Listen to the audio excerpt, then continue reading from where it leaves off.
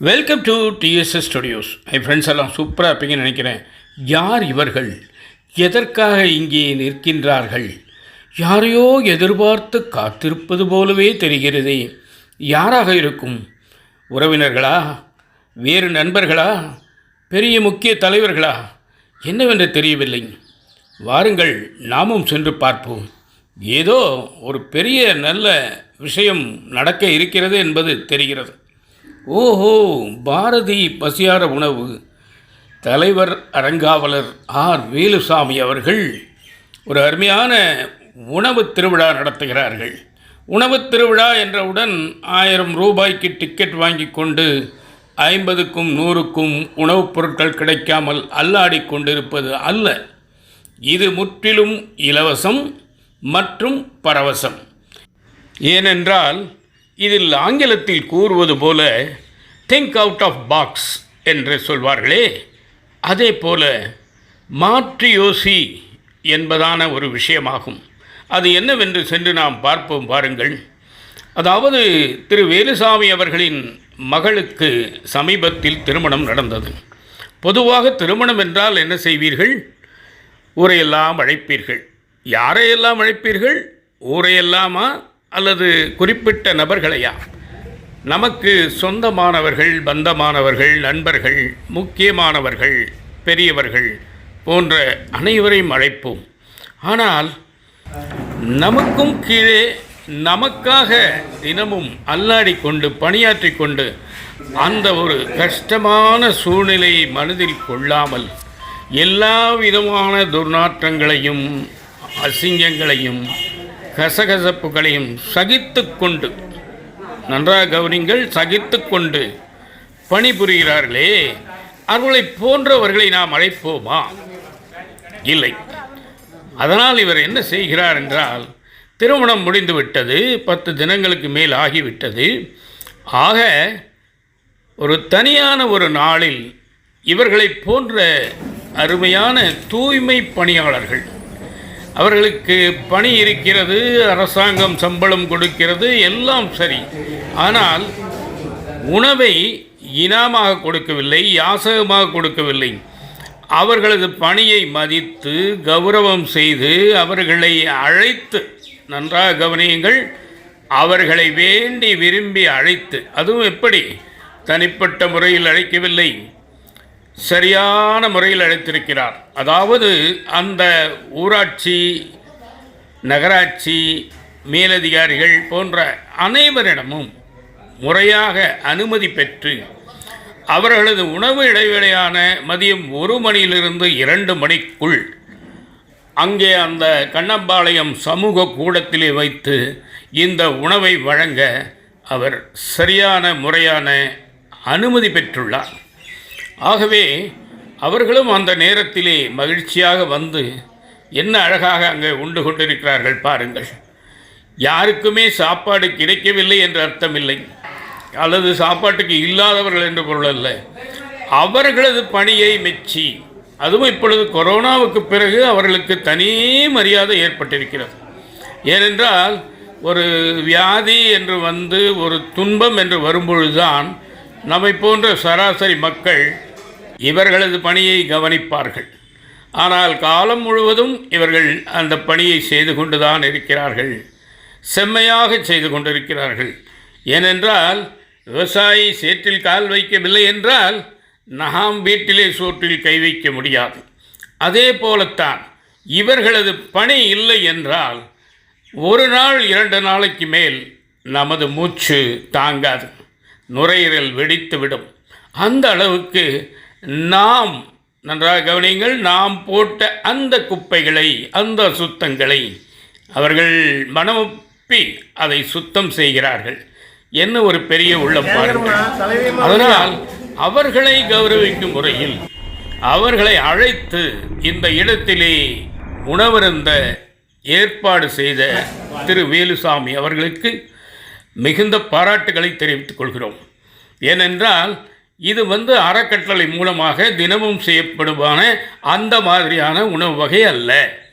அவர் தனது சொந்த விருப்பில், சொந்த பொறுப்பில், சொந்த பணத்தில் திருமணத்திற்கு அழைத்ததாக கருதி இன்று அவர்களுக்கு தனியான ஒரு கௌரவத்தை செய்துள்ளார்.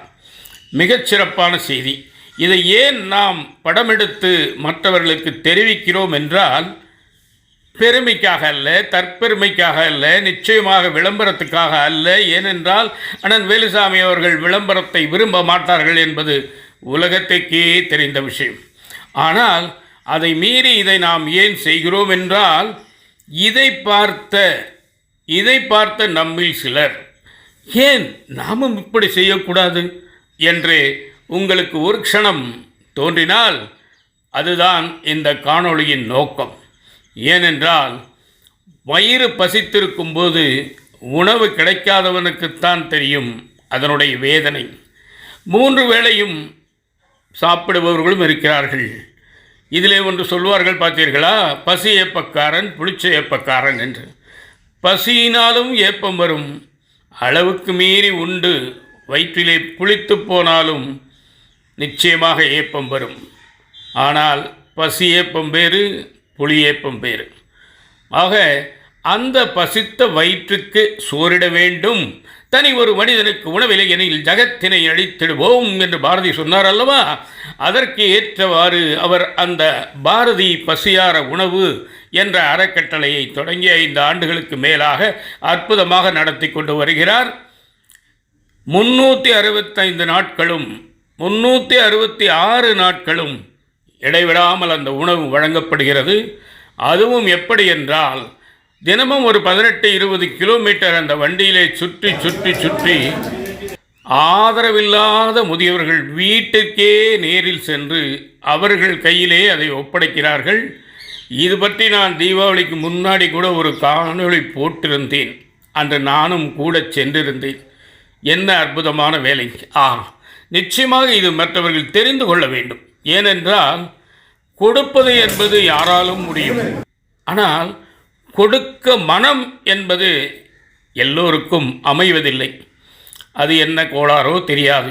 ஆனால் நாம் அனைவரும் படித்தவர்கள், சிந்திக்க தெரிந்தவர்கள், ஆறரை படித்த மனிதர்கள் என்று சொல்லும் பொழுது ஏன் நாம் இதுவாறு சிந்திக்கக்கூடாது? நம்மால் ஆன உதவி 1000 500 என்றில்லை, 5 ரூபாய் 10 ரூபாய்க்கு ஒரு டீ வாங்கி கொடுப்பது கூட ஒரு நல்ல வயிற்று பசியாற்றும் ஒரு நல்ல அருமையான விஷயம் ஆகும்.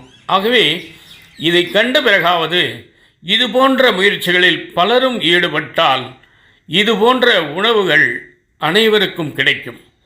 பசி இல்லாமல் வாழலாம். பசித்த வயிறுக்கு சோறிடுவது என்பது உயிரை கொடுப்பது போல. உண்டி கொடுத்தாரே உயிர் கொடுத்தார் என்று சொல்லியிருக்கிறார்கள். நமது முன்னோர்கள் சொல்லாத விஷயமே இல்லை, நமக்கு தெரியாத செய்தியே இல்லை. ஆனால் நாம் அதை நம்புவதில்லை அல்லது சௌகரியமாக மறந்து விடுகிறோம். அப்படி இருக்கக்கூடாது. நாம் இது போன்ற காட்சிகளை காணும்போது நமது உள்ளமும் சேர்ந்து விசாலமடையும். ஏனென்றால் இதெல்லாம் அரிதான விஷயங்கள், அற்புதமான விஷயங்கள், அனைவருக்கும் அடிக்கடி தோன்றாத விஷயங்கள். ஏன் அவர் மட்டும் இப்படி சிந்திக்கிறார் என்றால் அவனுடைய சிந்தனையே எப்படி இருக்கிறது. அதற்கு காரணம் சொல்ல முடியாது. சாதாரணமாக கேட்டேனே, ஞாயிற்றுக்கிழமை கூட உண்டா என்று. ஞாயிற்றுக்கிழமை பசிக்காதுங்களா என்று யதார்த்தமாக கேட்டார். அதுபோல அந்த உணர்வு அதுதான் அவரை இவ்வாறு செய்யச் சொல்கிறது. இப்பொழுது தெரிகிறதா இவர்கள் ஏன் இப்படி வரிசையாக நின்று கொண்டு யாரை எதிர்பார்த்து கொண்டிருக்கிறார்கள் என்று? நிச்சயமாக இந்த காணொளியை நீங்கள் ரசித்திருப்பீர்கள் என்று நம்புகிறேன். இதெல்லாம் நமக்கு ஒரு படிப்பினை என்று தான் நான் சொல்வேன். நிச்சயமாக பலரிடமிருந்தும் நாம் பல விஷயங்களை கற்றுக்கொள்ளலாம். அதுபோல இவரிடமிருந்து இந்த உணவு படைக்கும், உணவு சமைத்து வழங்கும் அந்த விஷயத்தை கற்றுக்கொள்ளலாம்.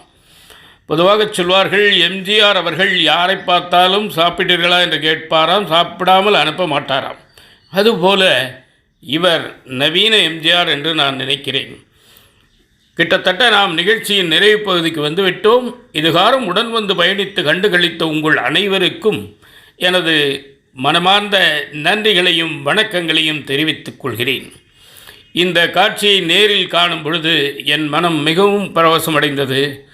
அந்த யாம் பெற்ற இன்பம் வையகம் பெற வேண்டும் என்ற காரணத்தால் இதை காணொளியாக உங்கள் முன் சமர்ப்பிக்கிறேன். நிச்சயமாக இந்த விஷயம் உங்களுக்கு பிடித்திருக்கும் என்று நினைக்கிறேன். உங்கள் மேலான கருத்துக்களை எதிர்பார்க்கிறேன்.